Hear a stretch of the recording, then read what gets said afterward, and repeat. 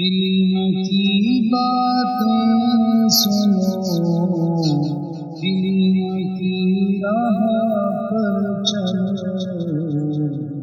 علم والوں سے ملو، خوب عمل کرتے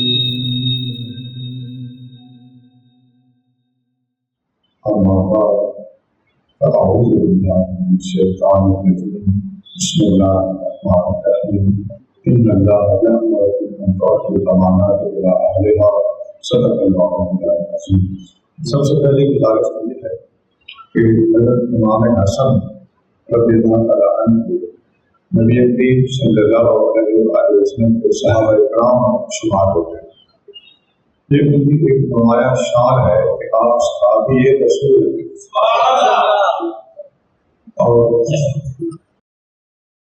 آپ کو اللہ تعالیٰ کے بارے میں جو لوگ یہ کہتے ہیں کہ یہ نواسے تھے اور 8 سال کے تھے تو حضور نے وصال فرمایا، اور یہ لوگ یہ بھی کہتے ہیں کہ چھوٹی عمر کے بچے کا تو ایمان بھی خاص طور پر معتبر نہیں ہوتا، تو 8 سال کے بچے کا جب ایمان معتبر نہیں تو صحابیت کیسے معتبر ہوئی، اور جب ان کی صحابیت خاص طور پر معتبر نہیں تو امام حسین اور بھی ان کی صحابیت کیسے معتبر ہوگی۔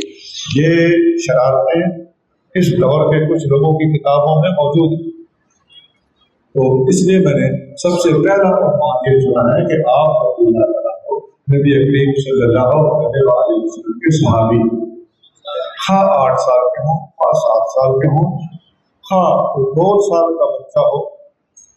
علماء نے قول مختار کے طور پر یہ بیان کیا ہے کہ جس شخصیت نے ایمان کی حالت میں نبی کریم صلی اللہ علیہ وسلم کو ایک دفعہ بھی دیکھا ہے، بس دیکھا، ایک جھلک دیکھا ہے، تو اس کی صحابیت ثابت ہوگی۔ یہ خارجیانہ سوچ ہے کہ آپ چھوٹے تھے تو صحابیت ثابت ہے، اور یہ رافضیانہ سوچ ہے کہ جو 2 سال حضور کے ساتھ رہے گا صحابی مانے گے، جس نے کچھ جنگیں لڑی ہوں گی تو صحابی مانے گے، جو فتح مکہ سے پہلے مسلمان ہوا ہوگا تو صحابی مانے گے۔ اس قسم کی خرافات رافضی بکتے ہیں، اور امام حسن و حسین کی صحابیت کا انکار خارجی کرتے ہیں۔ سنی ہر ایک صحابی جس نے حضور کو ایک نظر بھی دیکھا ہے، خواہ وہ امیر معاویہ ہو، خواہ وہ ابو سفیان ہو، خواہ وہ فتح مکہ کے پہلے کے ہو، خواہ فتح مکہ کے بعد ہو، خواہ امام حسن ہو، خواہ امام حسین ہو، سب کے سب کو اگر جب وقت صحابی مانتا ہے الحمدللہ سنی مانتا ہے۔ علماء نے ایک نکتہ لکھا، محدثین اسماء الرجال کے ماہرین نے جو نکتہ لکھا ہے، اور اس کے بعد پھر حضرت مجدد الفسانی نے اپنی کتاب رد الروافض میں بھی یہ نکتہ لکھا ہے، اور بڑا عظیم نکتہ ہے۔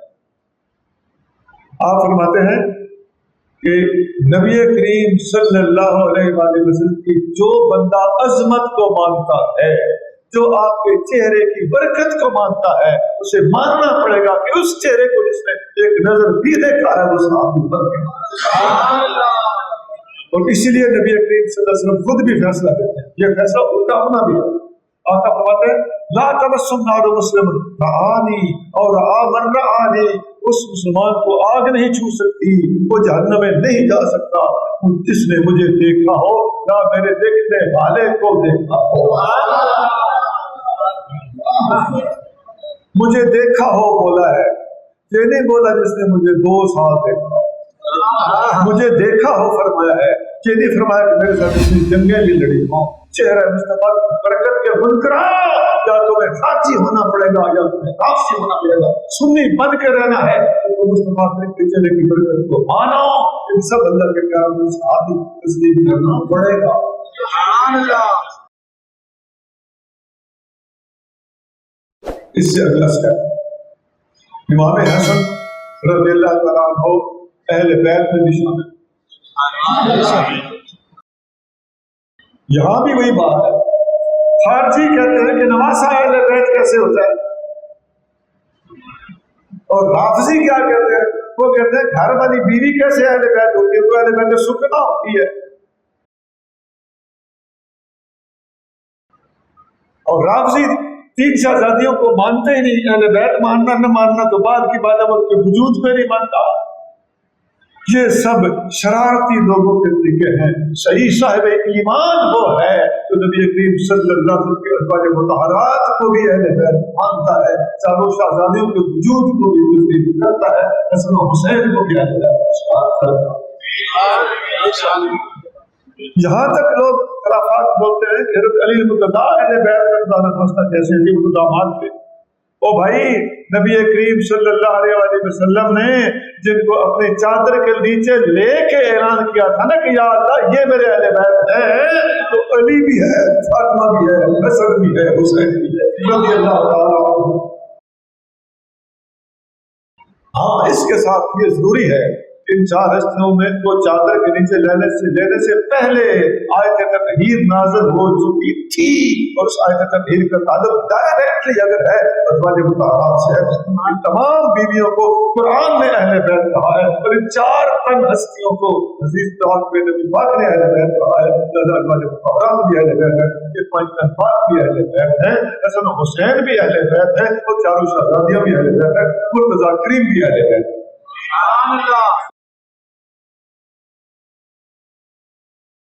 اب جب سنی یہ باتیں کرے نا، اور ایسے سنیوں کے خلاف اگر کوئی ناسبیت خارجیت بولتا ہے، خدا کی اس کو مار ہے، انشاءاللہ تعالی دنیا میں بھی سڑتا رہے گا، آخر میں بھی انشاءاللہ تعالی ایک بات کی جواب اس کو بھگتنا پڑے گا۔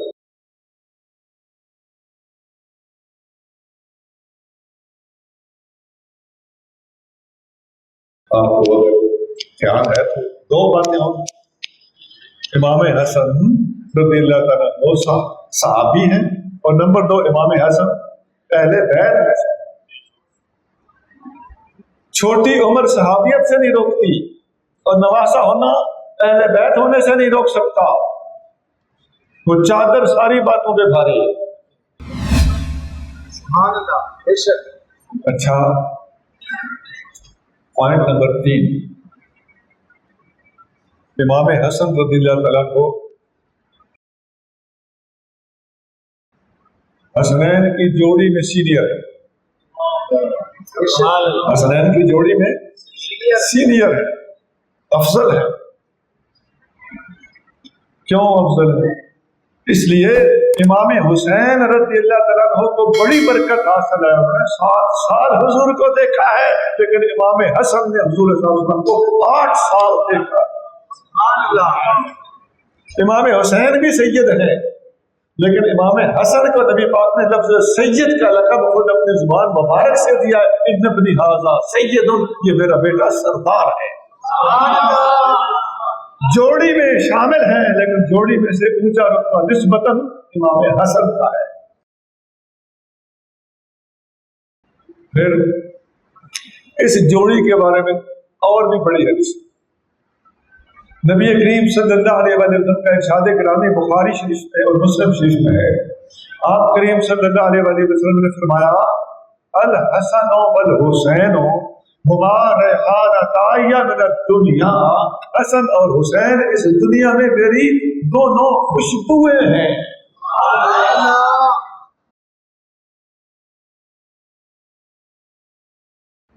دونوں حضور کی خوشبوئیں، ایک کو دیکھو تو حضور کی خوشبو آئے گی، دوسرے کو سونگھو تو حضور کی خوشبو آئے گی۔ علماء نے بڑے نکتے بیان کیے کہ یہ دونوں خوشبوئیں کیسے۔ حدیثوں میں آتا ہے، حضرت علی المرتضیٰ رضی اللہ تعالیٰ عنہ فرماتے ہیں، ابو داؤد شریف کی حدیث موجود ہے، آپ فرماتے ہیں میرا بیٹا حسن ناف سے اوپر حضور کے اوپر گیا ہے، اور میرا بیٹا حسین ناف سے نیچے حضور سے مشابہت رکھتا ہے، یہ بھی حضور کی خوشبو ہے، وہ بھی حضور کی خوشبو ہے۔ اور سنیے،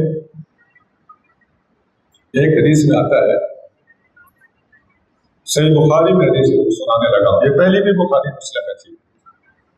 ایک دفعہ حضرت ابو بکر صدیق رضی اللہ تعالیٰ عنہ اور حضرت علی المرتضیٰ رضی اللہ تعالیٰ عنہ دونوں مدینہ منورہ میں گلی گلی جا رہے تھے، اور تیسرا ساتھ کوئی نہیں تھا۔ یہ جب 2 چلتے ہیں، تیسرا ساتھ کوئی نہیں ہوتا، تو پتہ چلتا ہے دونوں کی یاری بڑی گہری تھی۔ تیسرا ساتھ تب لینا پڑتا ہے جس نے لڑانا ہو یا جس نے صلح کرانی ہو۔ جب تیسرے کی ضرورت نہیں ہوتی تو دو کی یاری کوڑی ہوتی ہے۔ دو پتھر انارا دے سوڑیاں گلیاں موڈے پٹکن یار دے، دونوں یار جا رہے ہیں، آگے بچے کھیل رہے تھے، امام حسن رضی اللہ عنہ ان بچوں میں کھیل رہے تھے۔ اب دیکھیے صدیق اکبر بھی ساتھ ہے، مرتضیٰ کریم بھی ساتھ ہے، دونوں چلتے آ رہے ہیں۔ آگے سے امام حسن بچوں کو چھوڑ کے دوڑ کے ادھر آ گئے۔ بتائیے کس کے پاس آنا تھا؟ کس نے اٹھانا تھا؟ نہیں، خدا کی قسم بخاری میں حدیث ہے حضرت امام حسن رضی اللہ تعالیٰ عنہ کو ابو بکر صدیق نے اٹھا لیا، اور اٹھا کے کیا بولے؟ صحیح بخاری بولتی ہے آپ نے فرمایا بے ابی، میرے ماں باپ قربان، شبیہ بن نبی صلی اللہ علیہ وسلم ولیس بشبیہ بعلی، سیدھا نبی پاک کا ہم شکل ہے، اپنے باپ علی پہ نہیں گیا، حضور پہ گیا ہے۔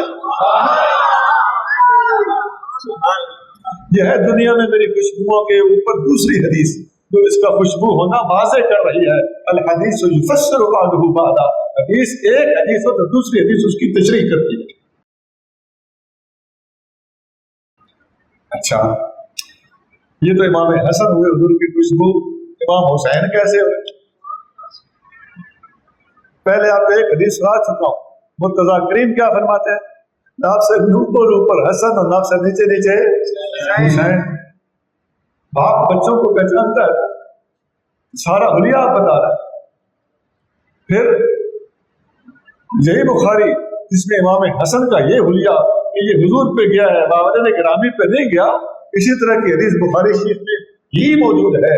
جب آپ کا کٹا ہوا سر عبید اللہ بن زیاد کے دفتر میں موجود تھا، اس نے آپ کے سر کو چھڑی سے چھیڑ کر گستاخی کی، اور انس بن مالک وہاں موجود تھے، اور انس بن مالک رضی اللہ تعالیٰ عنہ فرماتے ہیں کہ میں نے ان سب کو جب دیکھا تو وہ وہاں جتنے چہرے موجود تھے، نبی پاک کے چہرہ اقدس کا نقشہ پیش کرنے والا چہرہ حسین کا کٹا ہوا سر تھا۔ اب یہ بھی حضور کی خوشبو ہے، وہ بھی حضور پہ ہے، یہ بھی حضور پہ ہے، وہ حضور پہ ہے، صدیق اکبر فرما رہے ہیں، اور حسین حضور پہ ہے، انس بن مالک فرما رہے ہیں رضی اللہ عنہ۔ حتیٰ کہ ہمارے قبلہ حضرت غزالی زمان سید احمد فیض صاحب کاظمی رحمہ اللہ نے ایک عظیم بات ارشاد فرمائی، کیونکہ اپنی تحقیق ہے، کوئی متفق ہو نہ ہو، آپ نے یہ نقطہ اٹھایا ہے مقالات کاظمی۔ آپ ارشاد فرماتے ہیں کہ نبی کریم صلی اللہ علیہ وآلہ وسلم کی دونوں خوشبوئیں یوں بھی ہیں کہ حضور علیہ السلام کو خیبر میں زہر دیا گیا، اور زہر کھانے سے شہادت ہو جایا کرتی ہے، لیکن آپ کی شہادت نہیں ہوئی، کیونکہ اللہ کا وعدہ تھا میرے محبوب میں آپ کو لوگوں سے بچاؤں گا۔ زہر کھلایا گیا، شہادت ممکن تھی، شہادت واقع نہیں ہوئی، لیکن شہادت کا یہ فیض امام حسن میں ظاہر ہوا۔ اور آپ کو جنگ احد میں سخت زخم آئے، سر مبارک کا خون رکتا ہی نہیں تھا، اور سیدھا زہرا پاک رضی اللہ تعالیٰ عنہ نے زخم دھو دھو کے، مرتضیٰ کریم پانی بھر بھر کے لاتے تھے، سیدھا پاک زخموں کو دھو دی تھی، لیکن خون نہیں رک رہا تھا۔ بالآخر کھجور کی چٹائی جلا کر وہ راکھ آپ کے زخم میں رکھی گئی، تب جا کے خون رکا۔ اتنے بڑے زخم کی وجہ سے شہادت ہو سکتی تھی، لیکن اللہ نے اللہ من الناس کا وعدہ پورا کیا، آپ کی شہادت ظاہری نہیں ہوئی، لیکن اس شہادت کا ظہور امام حسین میں۔ یہ ہے حضور کی دونوں خوشبوئیں۔ سبحان اللہ۔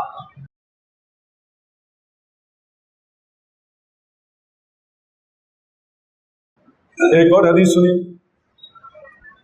حدیث پاک میں آتا ہے کہ امام حسن اور امام حسین کو نبی کریم صلی اللہ علیہ وآلہ وسلم نے اٹھایا ہوا، اور آپ علیہ السلام فرما رہے ہیں اللہم انی احبہما فاحبہما فاحب من یحبہما، یا اللہ میں حسن اور حسین دونوں سے محبت کرتا ہوں، تو بھی ان سے محبت فرما، اور جو ان سے محبت کرتا ہو تو اس سے بھی محبت فرما۔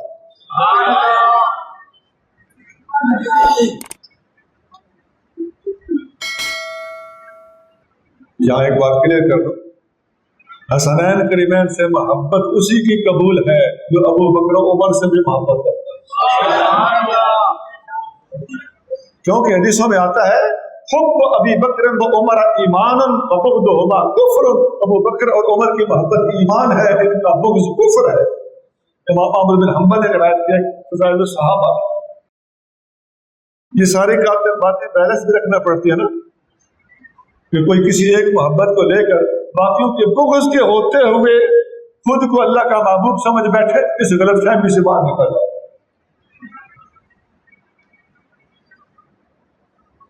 جو ابو بکر و عمر سے محبت نہیں رکھتا وہ رافضی ہے، اور جو حسنین کریمین سے محبت نہیں رکھتا وہ خارجی ہے، اور جو ان سب کی محبت اکٹھی مانتا ہے وہ سنی ہے، وہ صاحب ایمان ہے، سچ پوچھو تو وہی مسلمان۔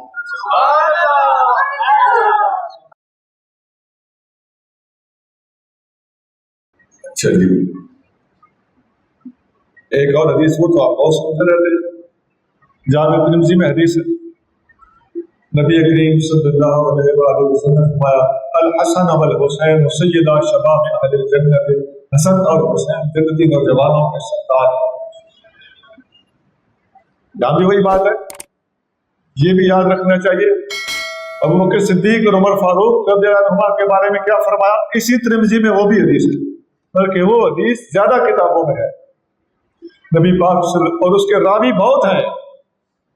حسنین کریمین والی حدیث کو روایت کرتے ہیں حضرت ابو سعید خدری، یہ حدیث ترمذی ابن ماجہ مسند احمد ان کتابوں میں ہے، اور ابو بکر صدیق اور عمر فاروق کی شان، حضور صلی اللہ علیہ وسلم فرماتے ہیں ابو بکر و عمر سیدہ کہول اہل الجنت، ابو بکر اور عمر جنتی بوڑھوں کے سردار ہیں۔ حدیث کہاں لکھی ہے؟ اسی ترمذی میں ہے، ابن ماجہ میں ہے، مسند احمد میں ہے، طبرانی میں ہے، اور کئی کتابوں میں ہے۔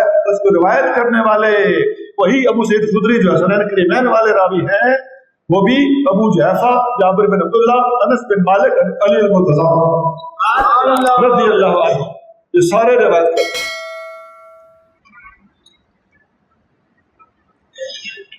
تو جو وہ پہلے والے میں نے جیسے تقابل بتایا، جو ابو بکر و عمر کی جنتیوں کی سرداری نہ مانے وہ رافضی ہے، جو حسن و حسین کی جنتیوں کی سرداری نہ مانے وہ خارجی ہے، اور جو سب کو اپنی اپنی جگہ پہ تسلیم کرے وہ صاحب ایمان ہے۔ ظالموں، کچھ بتاتے ہو اور کچھ چھپاتے ہو، بلکہ ایک بتاتے ہو 10 چھپاتے ہو۔ جنت کے بہت سارے سردار ہیں، شہیدوں کے سردار کون ہے؟ حضرت امیر حمزہ، فرمایا حضور نے، حدیث مستدرک حاکم میں ہے، جنتی عورتوں کی سردار کون ہے؟ سیدۃ النساء فاطمۃ الزہرا رضی اللہ تعالیٰ عنہا، ہمارے مصطفیٰ کریم ہے صلی اللہ علیہ وآلہ وسلم۔ حدیث کہاں ہے؟ حدیث بخاری میں ہے۔ ساری سرداریاں ہمیں سر پہ بھی قبول ہیں اور آنکھوں پہ بھی۔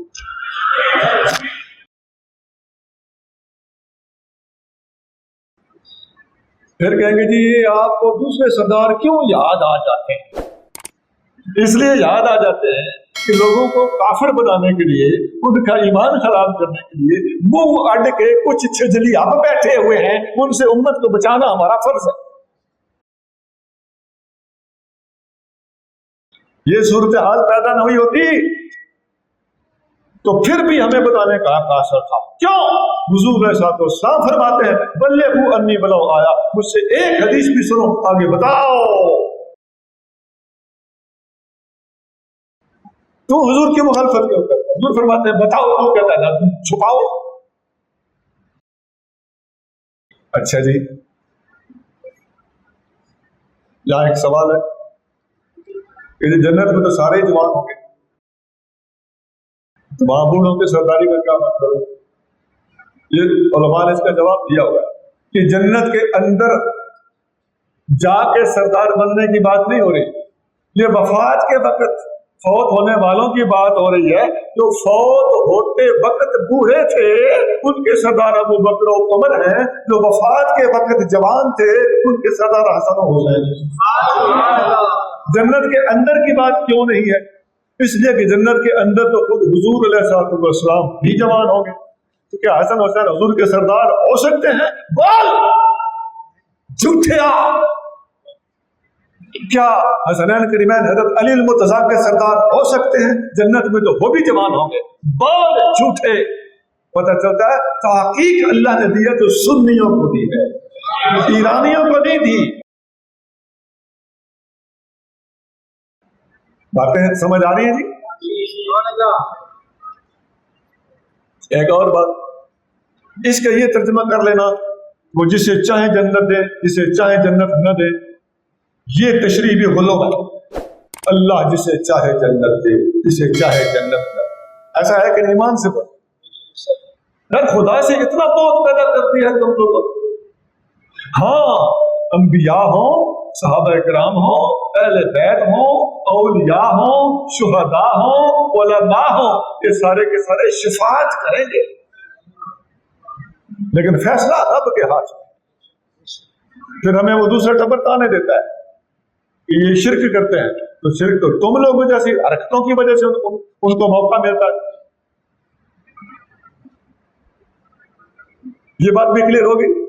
اور جنت کے اندر سرداری، اس کا مطلب کیا ہے؟ اس کا مطلب ہے کہ ان کی جنت دوسروں کی جنت سے اونچی ہے، ان کی جنت دوسروں کی جنت سے، وہاں سرداری کا یہ مطلب نہیں، ایسی سرداری وہاں نہیں ہوگی جو سرداری جنتیوں کی جنت کے اندر آزادی کے خلاف ہے۔